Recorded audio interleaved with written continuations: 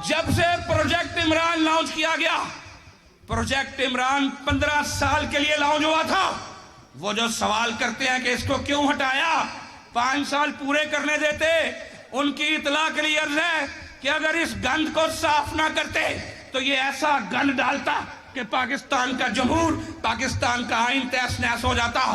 تو اللہ کے فضل سے جو کچھ بھی ہوا ہے اس کو انشاءاللہ ٹھیک اللہ کے فضل سے مسلم لیگ نون کرے گی۔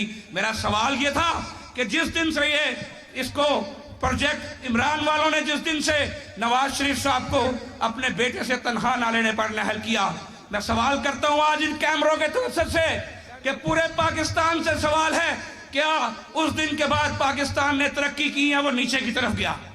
جواب یہ ہے کہ جس دن سے نواز شریف کو سازش سے ہٹایا گیا، پاکستان بدقسمتی سے نیچے کی طرف گیا ہے، اور اس کا ایک ہی حل ہے اس کو دوبارہ اوپر کرنے کا کہ سازشیوں اپنے کیے پر شرمندہ ہو جاؤ، معافی مانگو، اللہ کے حضور نواز شریف کو عزت سے واپس لاؤ، عزت سے واپس لاؤ، انشاءاللہ وہی اس ملک کا معاملہ ٹھیک کرے گا۔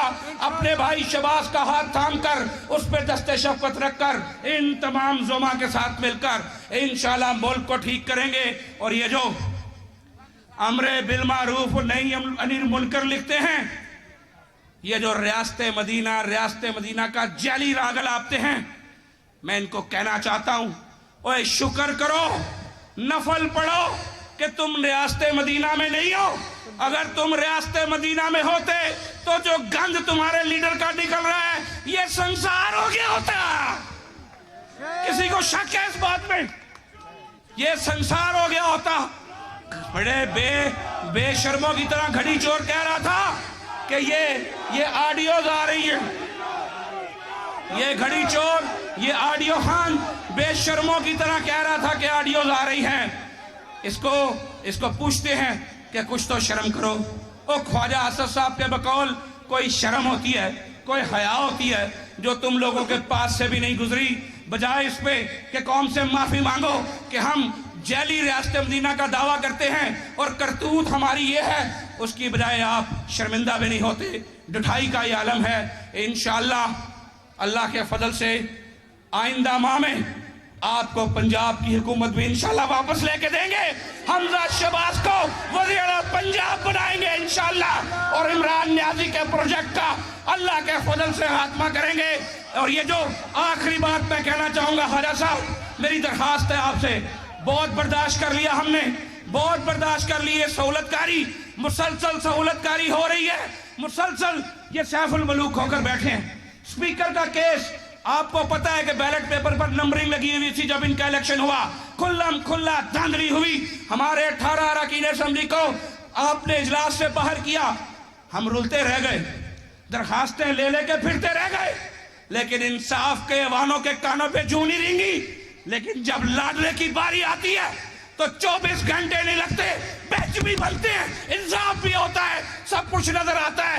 بس کر دیجئے، اس ملک کو لاڈلا بن کے نہ چلائیے، انصاف کے تقاضے پورے کیجئے۔ حمزہ شہباز کا ریویو کیس لگنا چاہیے، فوری لگنا چاہیے، انصاف ہوتا نظر آنا چاہیے۔ اگر نظر نہیں آئے گا تو آپ اللہ کے حضور بھی جواب دیں اور اس عوام کو بھی جواب دیں۔ اسی بات سے آخری بات کر کے، آخری عہد کر کے اپنی بات کو ختم کروں گا، اور اپنے بڑے بزرگ ہمارے سر کا تاج سردار جعفر خان مندوخیل صاحب کو بلانا چاہوں گا کہ تسلیم کے رات اندھیری ہے، الہام کی کو من کیری ہے، میرا تن زخموں سے چور بہت، میرا دل غم سے رنجور بہت، اے کعبہ دل، اے مخبد جاں، تجھے زخمی چھوڑ کے جاؤں کہاں میرے جیتے جی۔ ان کھیتوں پر، ان شہروں پر، ان نہروں پر آج سیب کی زردی چھائے کیوں؟ تیرے نین کول مرجھائے کیوں؟ سر رکھ دیں گے ہر پتھر پر، جا دے دیں گے ہر ٹانی پر، ہم آج نہ آنے دے کہ کبھی اس ملک کی خوش اقبالی پر۔ پاکستان